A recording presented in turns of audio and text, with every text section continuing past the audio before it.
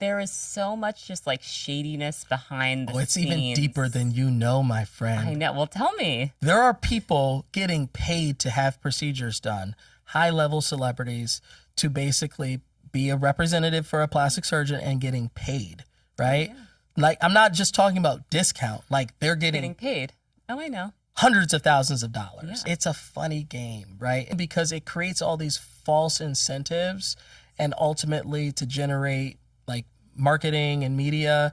And if it's done with everybody's eyes wide open, awesome. Yeah. Because that patient gets their treatment, the doctor gets maybe a little bit of exposure, win, win, win. Yeah. But sometimes it's like, yeah, that didn't actually happen and they paid me to say this. Hello, hello. This is Brooke Devard, and you're listening to the Naked Beauty Podcast. In today's episode, we're going deep on plastic surgery, which is a little different from any episode of Naked Beauty that I've done.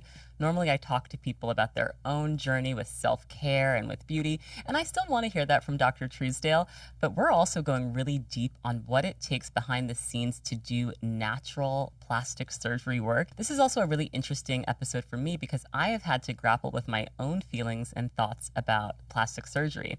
How do I contend with plastic surgery as a feminist, as someone who believes that women have a right to age naturally and still be visible and valuable in society, but also believing that people have a choice to modify themselves as they see fit and make the choices that ultimately will make them happier? It's a really delicate dance, and I've done a lot of thinking on this topic. And ultimately, I'm just excited to talk to someone that is truly at the top of their game when it comes to plastic surgery. Let me give you all a bit more detail on Dr. Truesdale's background. Dr. Carl Truesdale is the go-to Beverly Hills plastic surgeon and facial expert. Dr. Truesdale is a double board certified facial plastic and reconstructive surgeon based in Beverly Hills, California. He's best known for his deceptively natural-looking procedures on a very diverse clientele. He famously did a full deep plane facelift on his mother. That was one of his viral videos. From deep plane facelifts, rejuvenations, and rhinoplasties, Dr. Truesdale truly does it all.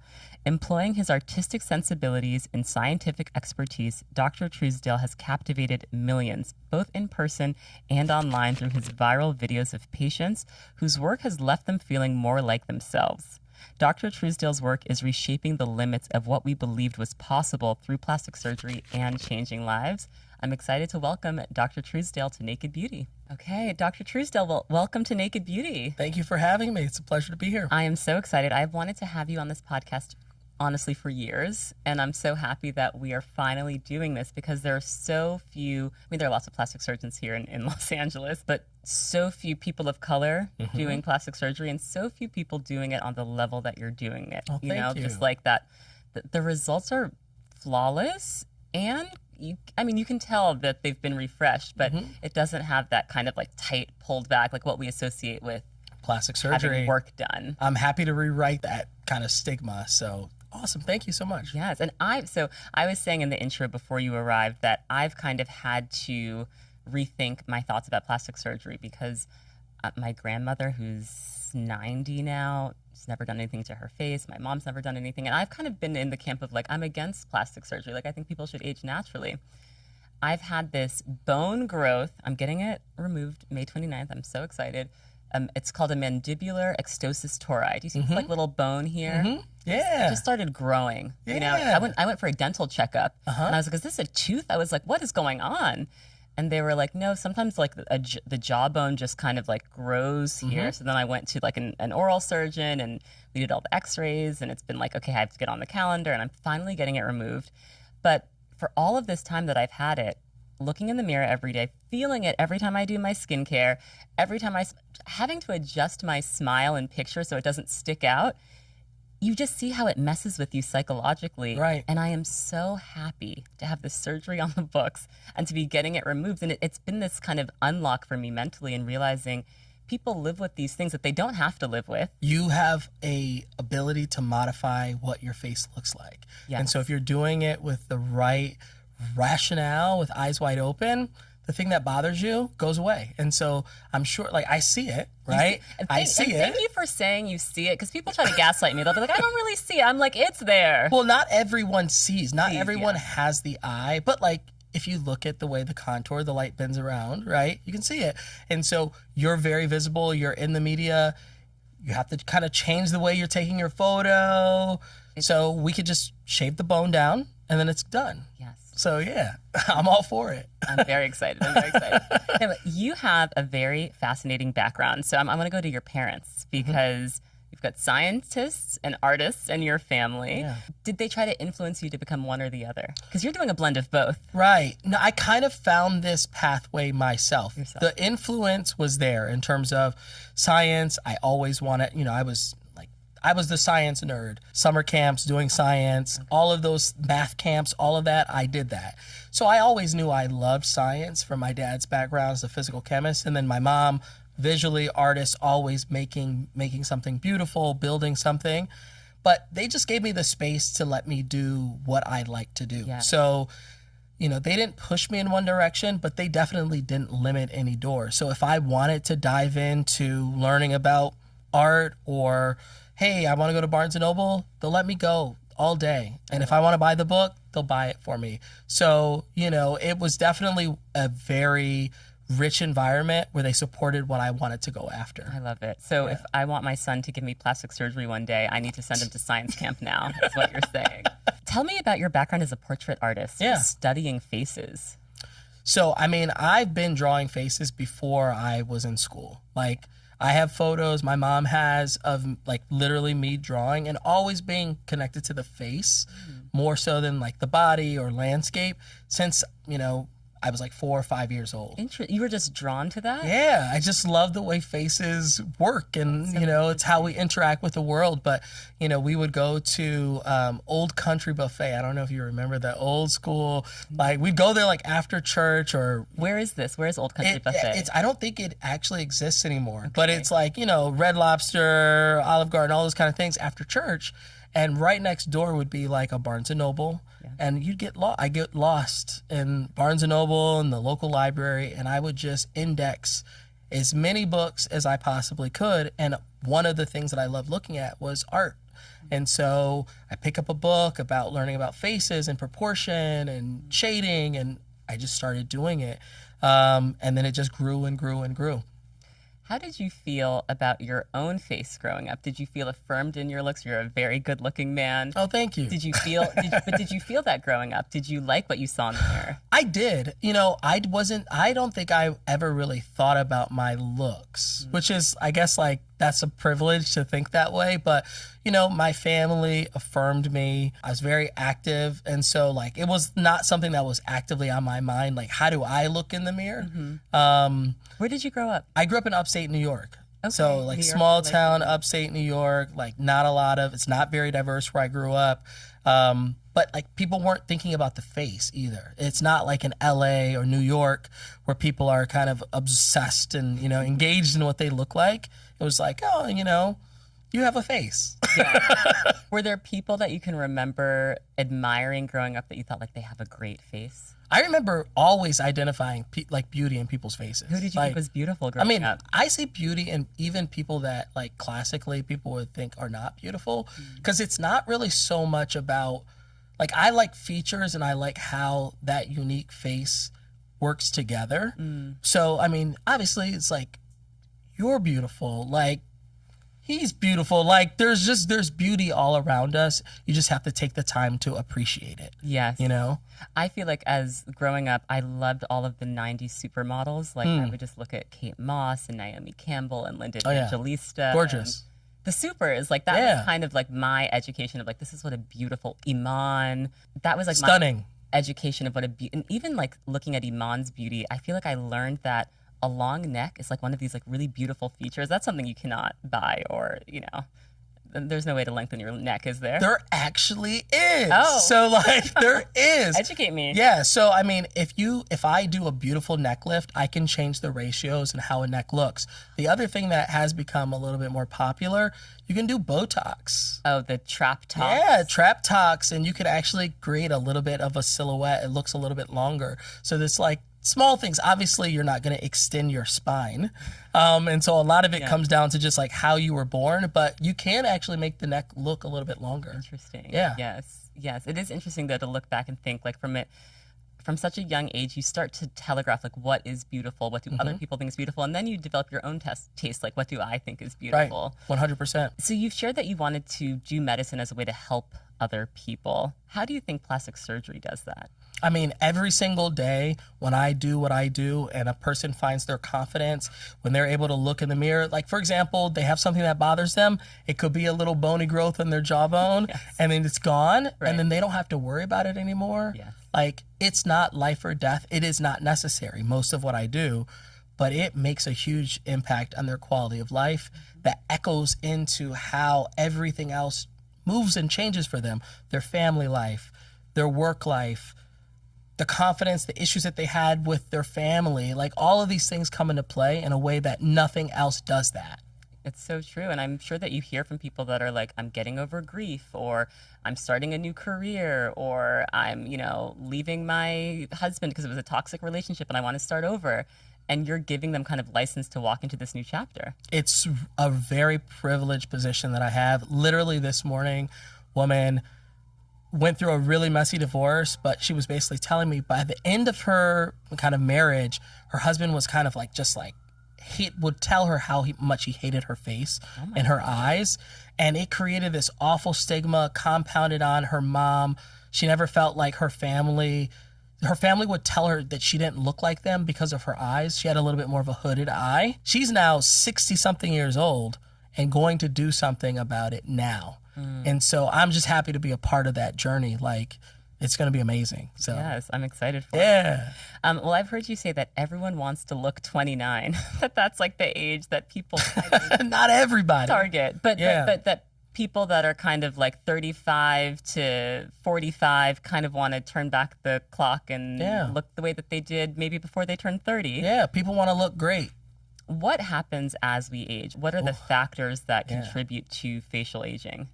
The face changes in ways. It doesn't matter what yoga you do. Doesn't matter what facial exercises. What gua sha you what have. serum. Serum never has moved a millimeter of bone. Right. And so a lot of actually the facial aging happens at a bony level. And so the facial skeleton starts to remodel. So our eyes, the opening of our eye gets bigger. The opening around our nose gets bigger. Our cheek support, the bone starts to recede. Our jawbone starts to get smaller. On top of loss of collagen, especially around 40, the amount of collagen that you produce dramatically decreases. Question about collagen. Do you believe in like the drinkable collagen packets and the... No. Thank you for the clear answer. Yeah, so I'll be very clear about that. So collagen is a protein, but it's a complex protein that your body has to synthesize. So even if you're drinking the fundamental building blocks to make collagen, your body still has to break it down and then reassemble those proteins on a cellular level. Yes. And so you could also just give your body good amino acids, good protein, and your body could do very similar, right? And so, no, I think it's a little overhyped. Yes. No, you will not see me selling collagen water. Yes. Okay, so what else happens as we age? What are the areas that people start to notice aging first? Yeah, most of the time people start noticing it around their eyes. The eyes, obviously, it's where our focus goes when we're speaking to people, gateway to the soul. So people are very sensitive to changes around the eyes and the lips. But the eyes, typically we see a little wrinkle, we see a little bit of sagging, a little bit of extra hooding. Maybe when you put your makeup on, it's not like what it used to be. It's a little bit harder. So typically it's around the eyes. Maybe it's bags. Maybe I'm looking a little bit tired. Not every single person, but that's usually where it begins. Then you start to see little subtle changes around the mouth and the lower face, the jawline, the neck. They all kind of happen simultaneously, but the eye is one of the first places that people notice. Yes. And do you think that most people, because I feel like there's a lot of like delusion from people where they're like, oh, I don't look my age, or I'm not going to age. Most people kind of age at a natural rate, right? Like, are there a class of people that truly do look 10 years younger than their biological age? There are people who look younger than whatever you would imagine what their stated age should be. But your question, I think, is even deeper because they're definitely, like, aging happens every single day, every single second we're aging. But there are certain times in our lives where, yes, we do age more. Menopause, perimenopause is one of those times. And so it's very often someone's coming into my office and say, Doc, I looked fine until last year. It's always last year, like in the last year. But I've heard that there are these ages, and I think one of the ages is like 44, where you just have this like rapid progression of it's like 44 and 60. Have you heard about these? Like, I have heard, you know, I think it's a mental, so one of those things that people are seeing at that stage is they're starting to actually see the volume loss. And like I said before, the collagen changes. Yes. It's a real biological thing. It's something that you can study. And so people see that. The other time is obviously when you lose, your body's changing the amount of estrogen that it's producing around menopause. Huge change. yes. Irritation, inflammation. If you have a period in your life where you were going through something, Yes. you will look older 6 months later. Yes, Right. And so it usually is kind of gradual, and then it's like step function. Like something happened. That's when people usually seek me out. Yes. They're like, I don't know what I was going through in the last year, but like, I just, Yep. I like the way I looked up until last year, and now I don't like it. Five years ago, I loved the way I look. Over the last year, people will be listening to this podcast and they will hear my words and they'll say, that's me. Yeah, no, I believe it. Well, I know that you are known for doing anti-aging procedures. Everything from the neck up is your specialty. You help people look younger. So I'm going to go through different procedures, and I would love to go deeper on some of them. So let's start with the first and the biggest, and one of the things you're most famous for, the deep plane facelift. What is involved in a deep plane facelift? I move the tissues back, every single layer of the face, back to where it was supposed to be, not supposed to be, where it used to be 15, 20 years in the past. Wow. So the end result is you will look younger. Your cheeks, your nasolabial folds, the jowls, the jawline all get put back to where you probably want them to be. How many deep plane facelifts have you done at this point in your career? I'd have to figure out what that number is, but I do. I mean, honestly, every single week I'm doing at least 1, 2, 3, maybe 4. Wow. And that's been pretty consistent over the last couple of years. So I do a lot. Yeah, and you see your work walking all over Los Angeles on the red carpet. I've done more facelifts, and I can probably confidently say I've done more facelifts in Skin of Color than almost anyone in the history of humanity. I would absolutely believe that. Lip lifts, because one of the things that I've learned is that one of the signs of aging is like, is this called your philtrum? Mm-hmm. That kind of space above your lips for people listening on audio, that distance between the bottom of your nose and the top of your lips, it kind of lengthens over time. Mm-hmm. And so people do a lip lift to shorten that distance, which is not even something I even, thought about. But does a lip lift kind of just help you look younger because it is decreasing that space? It's multiple things. Okay. I love a good lip lift, so I'm glad you brought that up. So a lip lift, when executed properly, does make someone look younger because, as you mentioned, that distance gets longer as we age. But also on top of that, it can create a beautiful look to the lip. So it is one of the procedures that I do that actually makes people prettier because we can accentuate the Cupid's bow. I can modify how the lip looks depending on how I design what I remove. And it really can restore youthfulness, but also beauty. So it's an amazing procedure. Yeah. Sometimes in my head, I think, I would love to get lip filler just on my top lip, because sometimes when I smile, my top lip gets a little bit thinner, and I'm like, I'd love to do a little lip filler. But then I get worried about stretching out that area and then having to continually keep it up. And, we live here in Los Angeles. You see a lot of really bad You see things go lip wrong. filler. Yeah. And so I'm just like, it doesn't make me that unhappy that I'm like wanting to fix it with filler, because I'm just like, I feel like the risk is not worth the like small reward. I'll give you a pro tip. So, and obviously I'm all ears. We're not having a consultation right now. So listeners, before we started recording, I was like, I know people pay a lot of money for your consultations. I'm not trying to shoehorn in a free consultation on the podcast, I promise. But I'll speak in generalities. So, yes, as we smile, as we emote, and as we animate, our lip does kind of change its height. Yes. Part of that, the majority reason why that happens is because of the way that the muscle moves. And so when people in particular are talking about their lip looking thinner when they smile, when they emote, volume can be a part of the equation, but usually it's not going to solve the issue. So in that regard, you can do things like neurotoxin, well-placed Botox, or other neurotoxins that can actually help solve. What it's called, a lip flip? Lip flip, yeah. Or you could do a lip lift as well, but a lip flip is well-placed neurotoxin, which weakens the muscle, right? But if you weaken it in the right way, you can actually get it to lift up and show more lip. And so that's something that can be done. And doesn't that, though, not last that long? Yeah, that's true. Of all the places I put Botox, it is the place that wears down fastest. Yes. Because as we move, as we speak, right, it's constantly the muscles being moved, and it doesn't last. It's not going to last you 3-4 months like regular Botox, maybe 6 to 8 weeks, something like that. Yes. But yeah, I mean, when it's done beautifully, it looks great, and you don't need that much Botox to do that. Interesting. I may have to explore that. Yeah. But with lip filler. That being said, you have beautiful lips. Thank you so much. Honestly, leave your lips alone. Thank you. Leave your lips alone, please. With lip filler, though, what I would imagine happens, and I'm sure you see it all the time, is people start with like half a syringe, and then they get a full syringe, and then you love the way it looks swollen, and then the swelling goes down, and then you're like, oh, I just want that extra hit, and then you just sort of lose sight of what normal looks like. Yep. So you probably see that all the time. How do you help people come back to like a baseline? I stop them. I don't let them get to that point. Okay. That's the first piece is like avoiding the problem.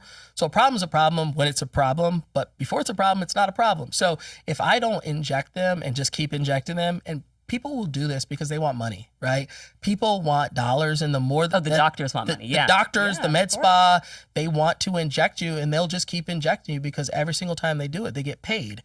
I don't care about that. I want it to look right. Yes. So I'm only going to do what I think is appropriate, and I won't do more than that. And thankfully, I have the ability to say no. There's so little integrity in your industry. It's awful. Something that I've talked about, I get offers all the time to get like free stuff done in exchange for promotion, and I always say no because I'm like, one, I want to be a demanding client, and I don't want to what if I'm not happy with it? And then I've like pre-consensually said that I'm going to tell my audience that it was this great it's my face, it's too important, I don't need to do it for free in exchange for a reel. Like it's just not worth it. It's not worth it. But there is so much just like shadiness behind the it's scenes. Even deeper than you know, my friend. I know. Well, tell me. There are people getting paid to have procedures done, high-level celebrities, to basically be a representative for a plastic surgeon and getting paid, right? Yeah.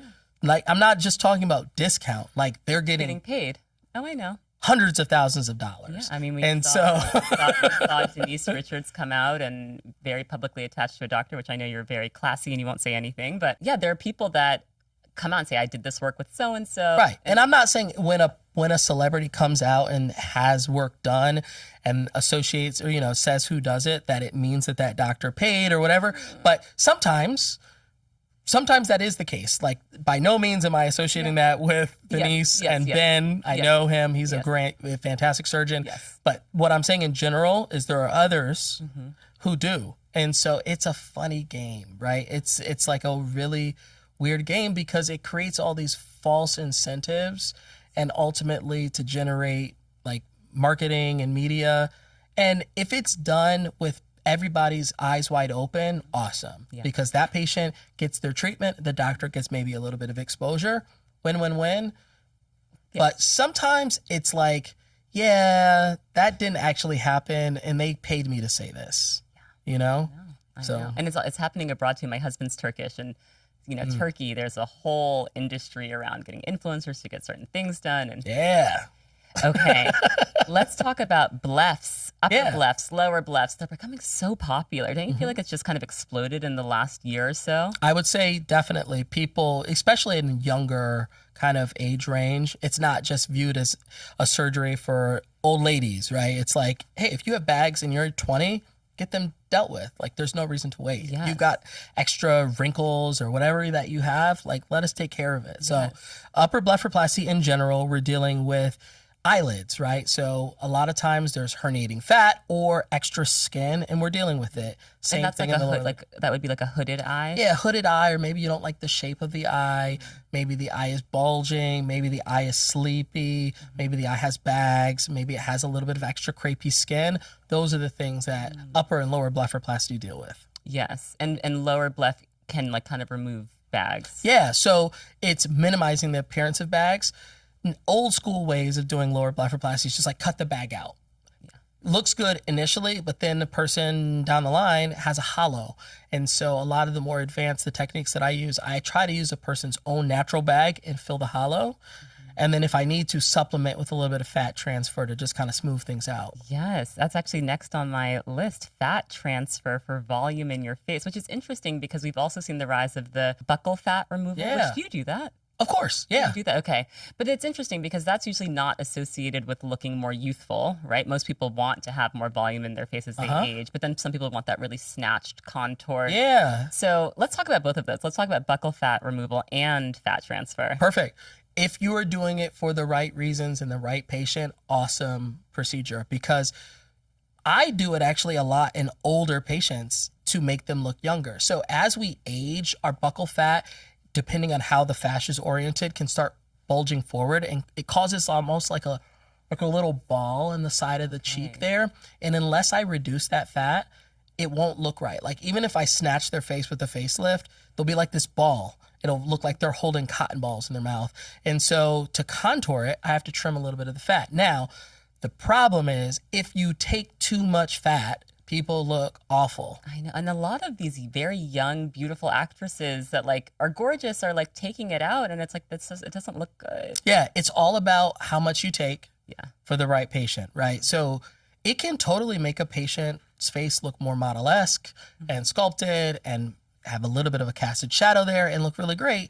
But they also have to understand that the downside, the consequences, that fat, your body kind of needs when you get to 50, 60. And so unless you have a plan for how you're going to deal with that volume replacement, which is typically where fat transfer comes into place, it's something that you're going to have to navigate down the line. So for fat transfer, because I've been so interested in, the only thing I've done is I've done under eye filler years ago now. It's long gone. But I'm so interested in fat transfer for the hollows of the eyes instead of doing filler. So one, I'd be curious your thoughts on fat transfer under the eyes versus just like regular filler. And then I'm like, where does the fat come from? Like what, like how does it work? Yeah. How does it work? So people call it the BBL of the face. So basically what we're doing is we're taking fat from another part of the body. I love to steal it from the inner thigh. Okay. And then I liposuction it, and then I process it, and then I move it to the face wherever it needs. And so that's like two separate appointments. No, it's all at one you do time. it all It's at one once? procedure. Yeah, it's one procedure. And yeah, so it's all done at once. I process the fat, and then I literally put it in wherever I want to put it in the face. So do some people say like, let's take out some fat and just like keep it on, like just keep my fat for me? There are doctors who do that. I don't, because the fat, you can do that and actually inject it later. The take rate for the fat after you've frozen it is much, much lower. So it's not as reliable or precise. But number two, to do that like up to code, it's kind of treated as a blood product. So there's all these regulations that you have to do so that people's fat isn't getting mixed up. It's a blood product. It's like getting basically like a transfusion. So I don't offer freezing fat, but there are doctors who do.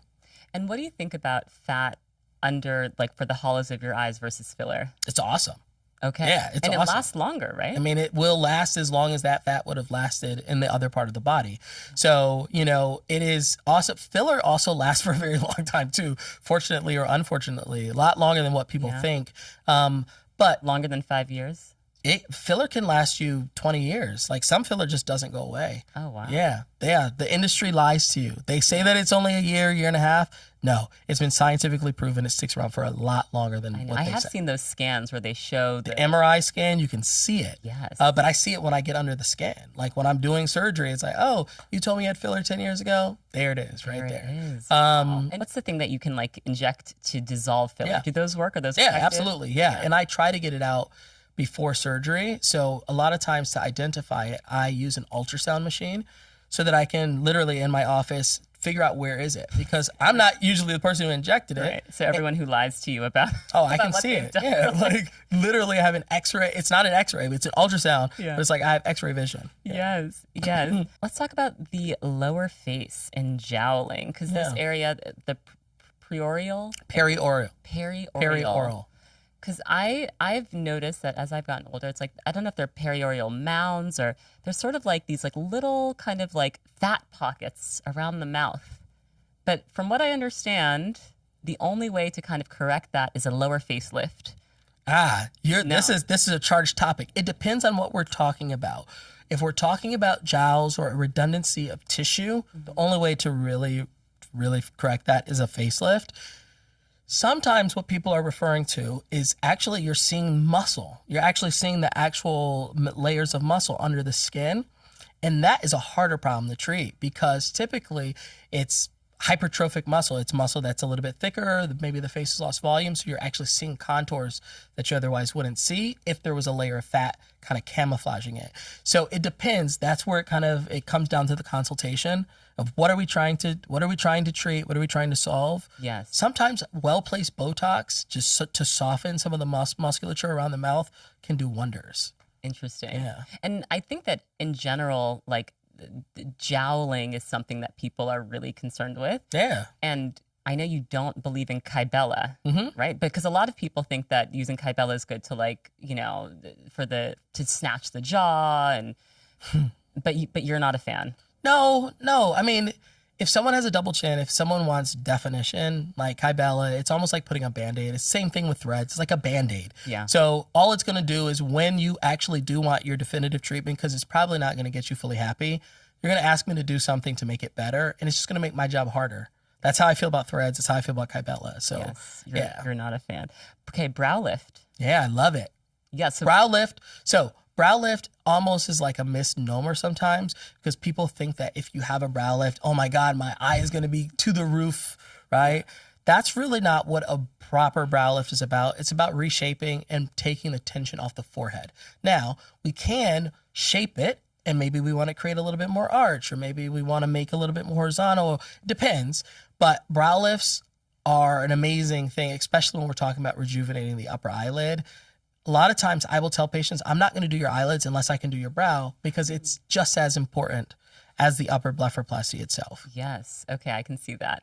And we have to talk about weight loss and how that impacts the face because so I have 2 kids. I have a 1-year-old that's my youngest, and I've just seen firsthand how much your face changes when you gain weight and then when you like lose the weight back. Like it changes your face quite a lot. 100%. And I would imagine in this era of GLP-1s, you are seeing a ton of people that have lost a lot of weight and that is changing their skin, like their skin laxity. Yeah. How are you kind of treating facially patients that have experienced weight loss? If you lose weight gradually, you see less of a problem with your face related to volume loss. Interesting. My weight loss has been more gradual than I'd like than you it to want. be. That's actually really good. Thing. It's actually good because that means you're likely going to stay at your goal weight for longer. Yes. But number 2, if you lose fat very quickly, the skin can't compensate. And so the skin almost needs to shrink wrap.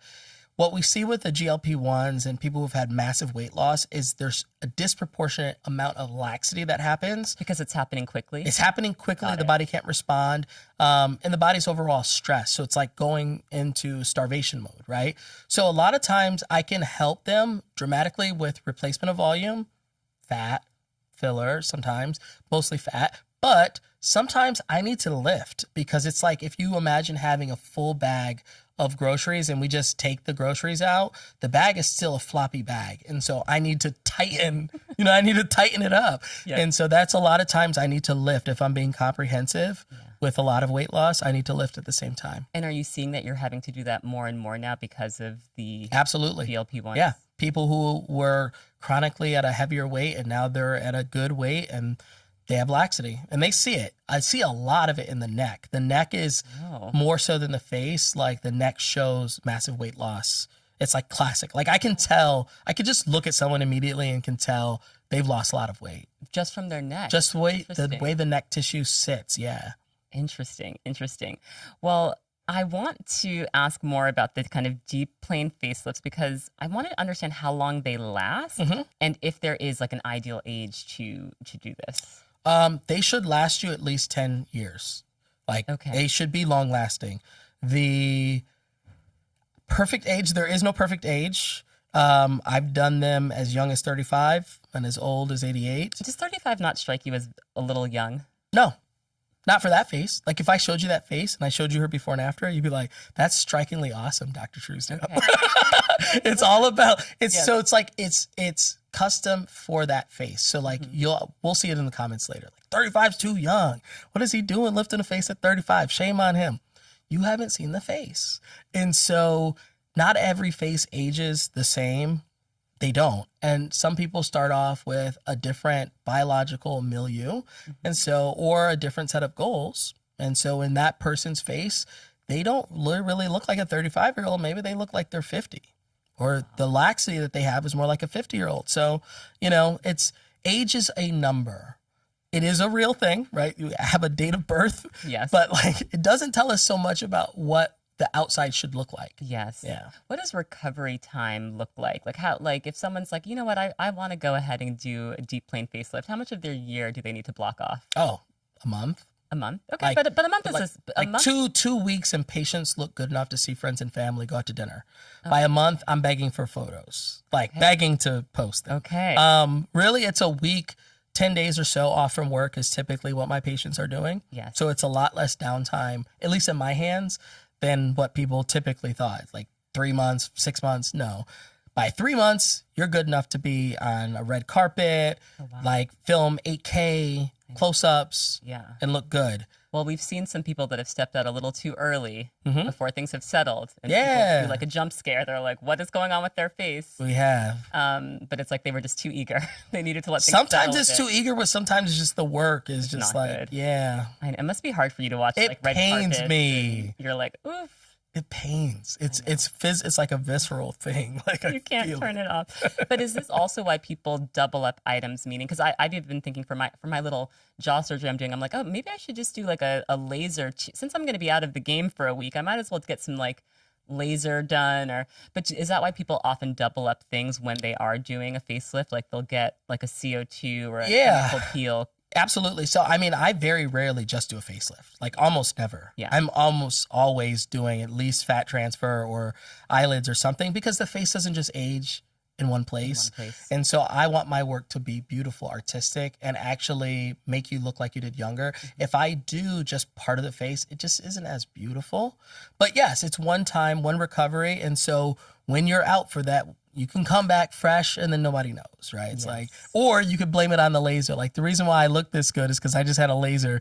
It wasn't the face and neck lift and fat transfer and eyelids, because my patients do that too. Yeah. Well, are there things that you've had to unlearn as you've done your practice? Because there's learning about something in a book, and then there's the reality of dealing with people. What have you had to unlearn over the years? A lot. Most of what you read in a textbook, plastic surgery textbook, at least when I was doing my training, is centered on a Eurocentric face, right? And so part of what I've had to unlearn is just learn how I like to do it, especially for skin of color. Outside of that, doctors are inherently kind of slow, in terms of how we adopt new practices. Obviously, sometimes that's good for safety and being conservative, but as it relates to embracing social media and the aspect of business, I am on the cutting edge as much as I can. You really are. And so, there are people, doctors have no business being on social media or talking, da-da-da-da-da. But if you have that approach, there's going to be a vacuum. And then you will hear, and we've seen this in medicine online, the voices that aren't educated, that don't have an informed opinion will come to the surface.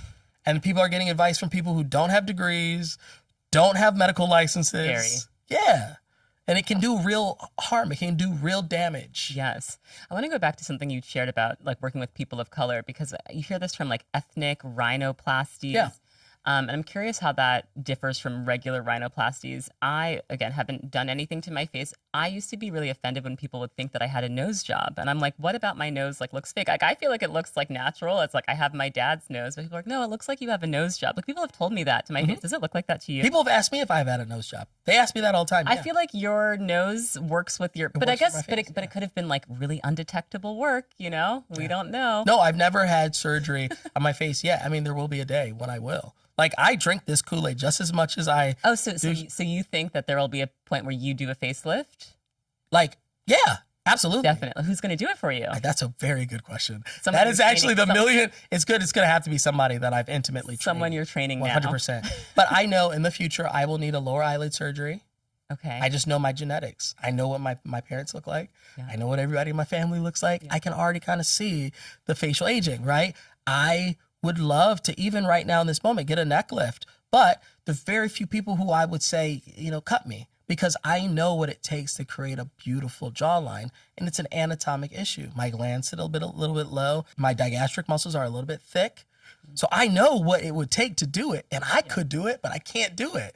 So, I understand, in the future, I definitely will have some work done. Yes. Yeah. But so on the ethnic rhinoplasty. Oh, yes. Because I understand what it means in terms of like, I want to have my nose, but I don't want to necessarily fit a Western beauty ideal, which sometimes I kind of have issues with, because I'm like, who's to say that a specific nose type is associated with a European beauty standard? Yeah. Black people have all types of noses. 100%. But what's different about doing rhinoplasties for Black people? I mean, it's not just about Black people, because if I make a Asian nose, like if you change the fundamental structure of a nose too much, then the person starts not looking like themselves. I see. Right? And so really the question is, what is the person trying to achieve? And the degree of change that you do to try to get there. Because if you overshoot it in any direction, it's not going to look right, and it won't fit for their face. Yes, it's like sort of something's not in harmony. It's not in harmony. And so I won't call your nose out, but I know why people are asking that. You have a very balanced, very nice nose.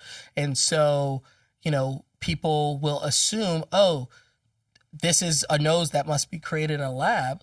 But if you have the reference of, this is my dad gave me this nose, right, then that's your nose, And so genetics, we don't have the ability to 3D print structures in medicine, but we do know 50% of us comes from our mom and 50% of us comes from our dad.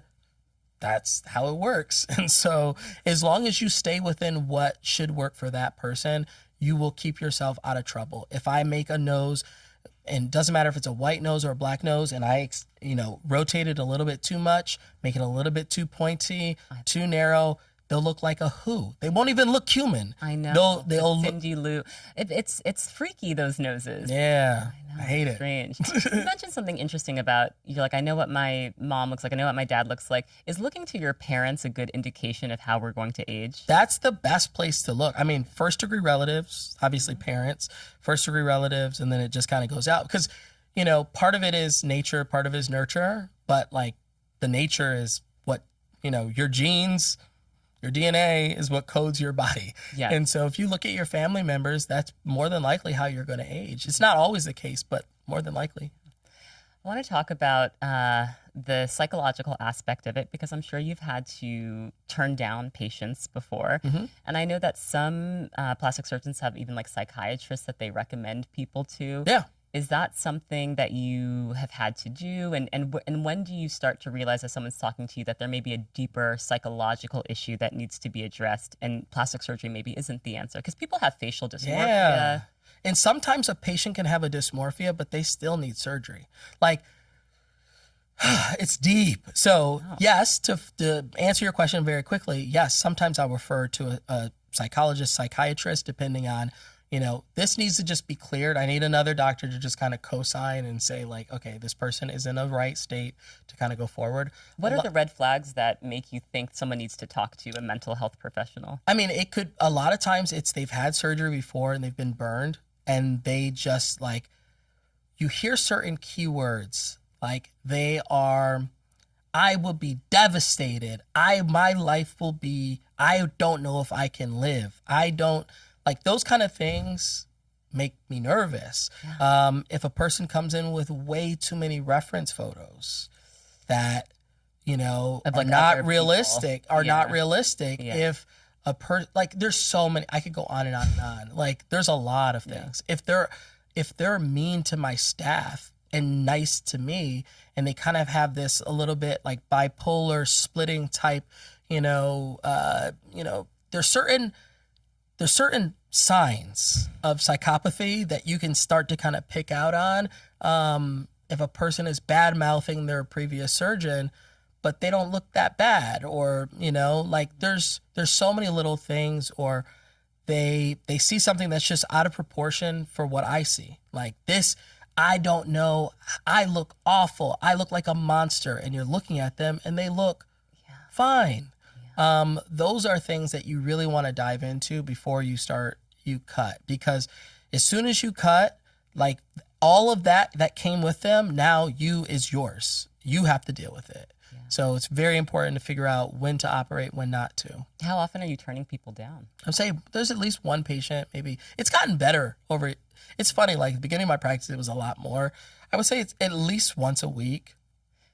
Something like that. I would also imagine it's hard to get to you now. I mean, people probably can't. Yeah. It's not like I'm not like, hey, put me on your schedule for June. It's like, and that's kind of how it is in LA. It's like you got to know someone who knows someone to even get the consult. Oh, well, I mean, if you reach out to my office, you can get a consult. But the people who are reaching out are like people who, for the most part, like have something that is real. Like they look older. They have jowls. They have a jawline. Like they want to look younger.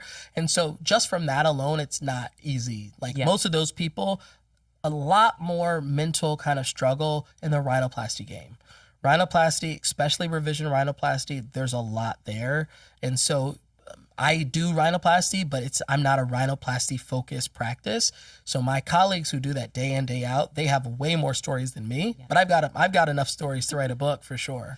I'm curious about the before and afters and how that works. And is it something where you just ask patients beforehand and they're like, because I would imagine that at this point they're like, oh, I'm excited to be on your Instagram page and have everyone say like how great I look. I mean, obviously the celebrity clients are like, I don't want anyone to know anything. I just want them to think that I just like, nothing's been part of this. But for the people that are on the Instagram account that are doing the before and afters, is it something that you ask? Do they volunteer? Yeah. How does it work? So some patients just like, they come in, I want to show. Like they come into the consult like, doc, I can't wait to get on your Instagram. Yeah. It's like, that's cool. I love that. But everyone, they have to give explicit permission, obviously written consent. Right. I ask, because I like to share the work. And so sometimes people are like, I don't know, let's see how I heal. And then, then you can share. Okay. Some people going into it, doc, you can share. Okay. Do they get a discount for sharing? Sometimes. Yeah. Okay. Good to know. Good to know. You say that you could write a book with all that you've learned from your time. What are some things you would say to aspiring plastic surgeons, young plastic surgeons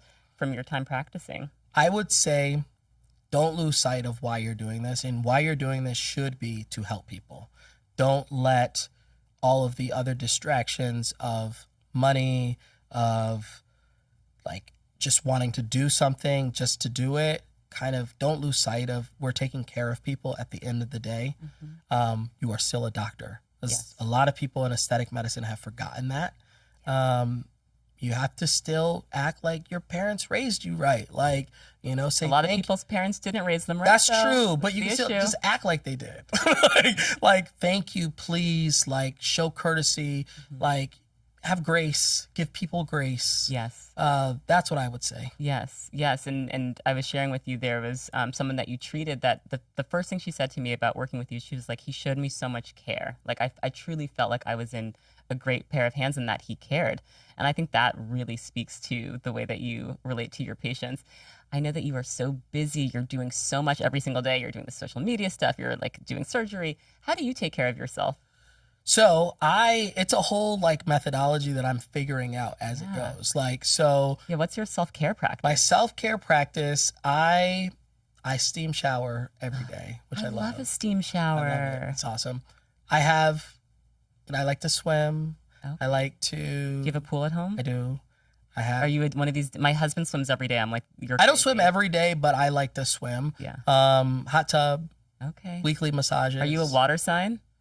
No, but I'm a Capricorn, but my kids are Aquariuses. Like, I don't know. I don't know if that carries. Yeah. Okay, but you like being in water. Yeah, I love the water. Oh, you do a weekly massage. Yeah. Full body massage. Yep. At least once a week. They come to the house. Mm-hmm.